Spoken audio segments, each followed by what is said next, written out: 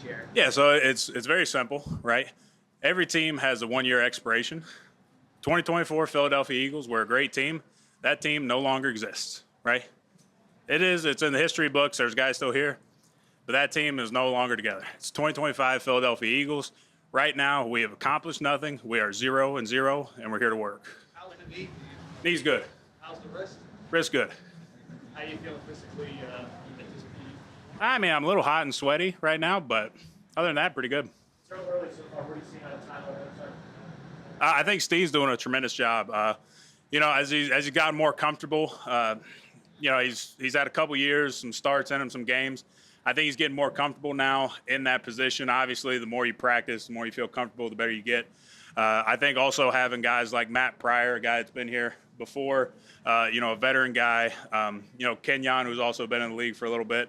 A lot of good guys, a lot of young guys coming along, really getting better. I think Trevor Keegan's done a tremendous job, coming back from where he was last season to this season. So really excited about this group of guys, not only, that veteran group of guys, but also the young guys. Landon, what have you noticed going up against Morrow or Jomo?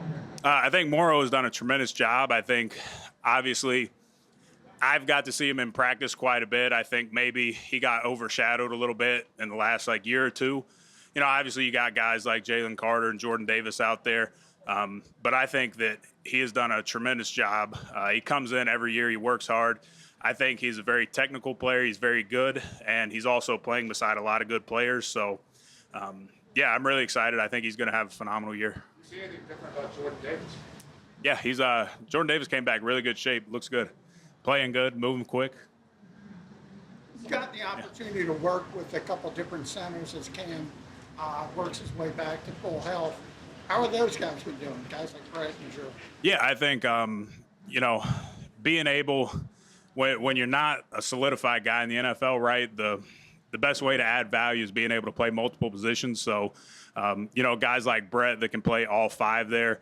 Trevor Keegan, stepping up. I know he came in as a guard. He started to transition over to center, get some reps there. Having that availability and being able to add value to a team, I think it's a great thing. I think they're all doing a tremendous job. And, it's always good to have guys that can do more. So there's continuity on offense. So much continuity on offense. You're coordinator with a lot of continuity there. What do you think you'll accomplish in these next couple weeks? Yeah, I mean, obviously, like I said earlier, 2025 Philadelphia Eagles, this is a new team, 0-0. It's our second practice out here. So really, I mean, obviously Kevin's been here since I've been here. So, having him come in, I know he's quote unquote new, but he's been here.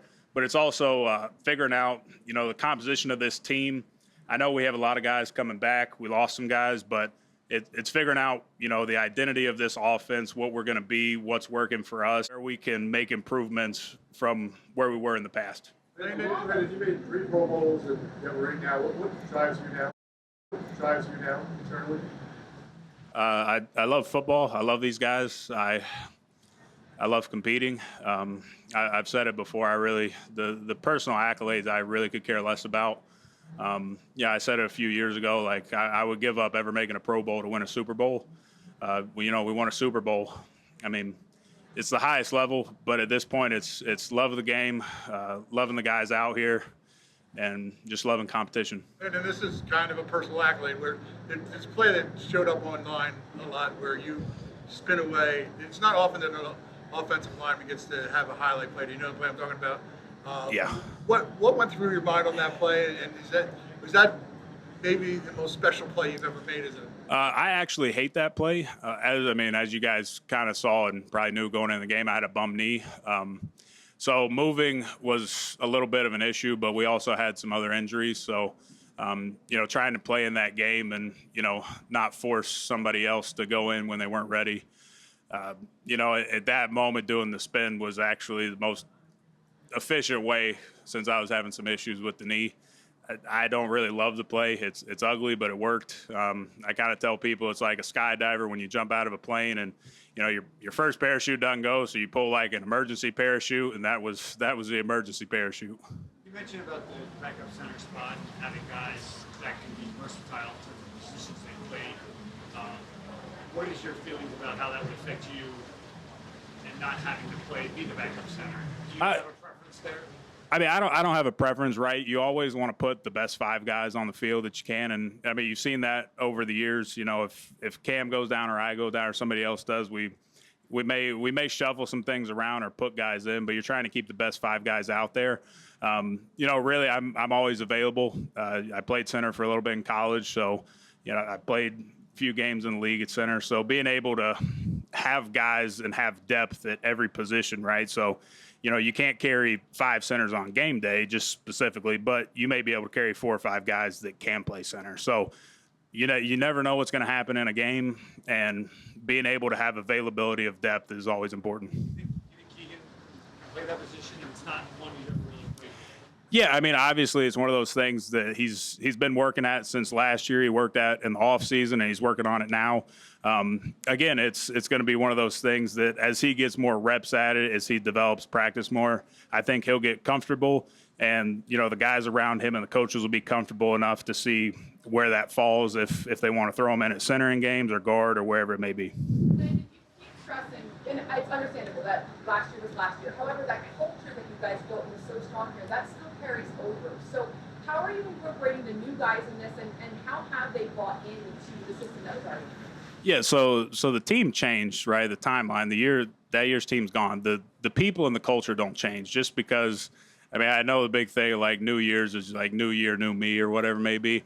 The culture and the mindset of, you know, the players and the coaches and the staff here doesn't change, right? So when these rookies, when these new guys come in, the guys we trade for, acquire, you know, they pretty much have an option to buy into the culture, or you're not going to last around here. And, you know, I think that this group coming in is doing a tremendous job of buying into what it is. I mean, we're going to have fun. We're going to love each other, but there's going to be some days that it sucks and it's going to be hard. But, yeah, that's just part of football. I've heard people say, athletes, that kind of like what you're saying before, is that they hate losing more than they love winning. Is that sort of what you were describing, like you just want to win, you don't care about the accolades, and 2 losses stick out to you even more than winning? Yeah, I mean, honestly, the winning part, it's losing sucks. And, I mean, I think every guy on this team, every coach, every staff member would agree. I mean, not even when you look at like a record of a team, right? I look at individual games, and let's say you have, you know, 70 reps in a game, you know, maybe you mess up 4 or 5 of them. It's great if you look at percentage. Maybe you ran 65 plays, great, but those 4 or 5 plays, just those bad ones stay on your mind. And like I said, it's those those are losses in plays, losses in games. Yeah, those suck, and those are the ones you remember. Landon, does it feel different at all on offense with Kevin as the OC? I mean, it does. Obviously, every coordinator is a little different in what they do. Kevin, obviously, I know new position, but he has been here. He's familiar with these guys. Players are familiar with him, and there's a chemistry and a history there. And like I said earlier, it's figuring out, you know, what this offense is going to be, what plays and what kind of scheme works best for us. And it may change week to week with who we're playing. It's going to change with, you know, availability of guys on Sunday. And yeah, really, that's just the next couple weeks is figuring out what this offense is going to be, and, you know, how Kevin wants to call plays and kind of run his. Like the best way I can describe it is, yeah, every offensive coordinator is kind of like a storyteller, like campfires, and everybody's got kind of a little different story to tell and how they set up. And, you know, they're kind of like a children's book, right? You flip the page, a different story. They're Dr. Seuss and, you know, all that stuff. But they all kind of tell a story differently, so that's where we're figuring things out. I mean, just by plays and formations and schemes and stuff, right? It's setting things up. You know, do you want to do this with motions, all kinds of other stuff? I mean, like going from before, like with Shane to Brian Johnson to Kellen, like you see everybody, the offense is similar, but some things change a little bit. You know what I mean?